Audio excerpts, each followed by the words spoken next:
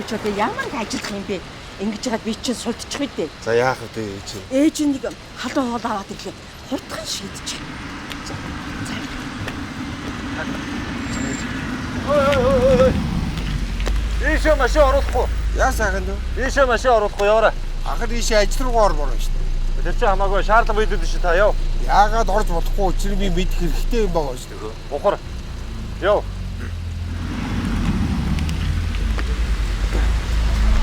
Хүчиж одоо.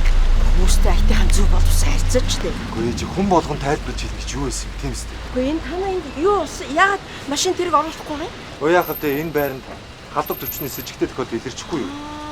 Тэгээ орой 18 цаг хүртэл хөдөлгөөн орчод байгаа. Өтгөчийн наадахын улсуудад хэлээд яриад зүг ойлгох. Ой. Ийшээ машин оруулахгүй яв ой. Би энэ байгууллага авах гэдэг. Тийм байхгүй яв.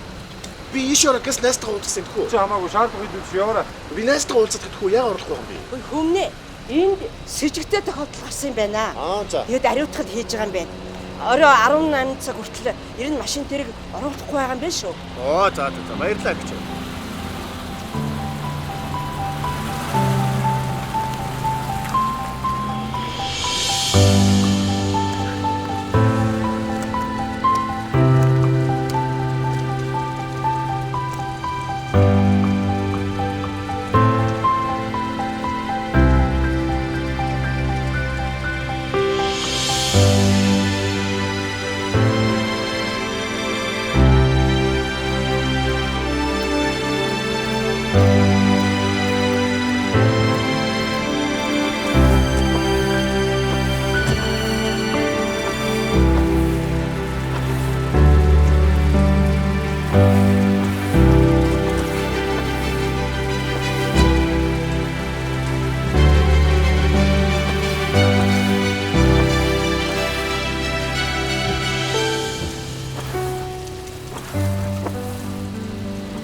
Өтгөчийн наадахын улсуудад хэлээд яриад зүг ойлгох хэрэгтэй шүү.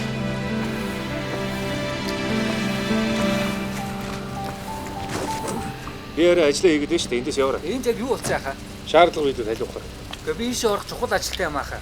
Шаардлага биелүүл. Төргөн халив. Одоо Яг юу болоод байгааг тайлбарлаад өгөх. дугар тийш яваад. Амраг ирээ. Би дэслэгч Баталга байна.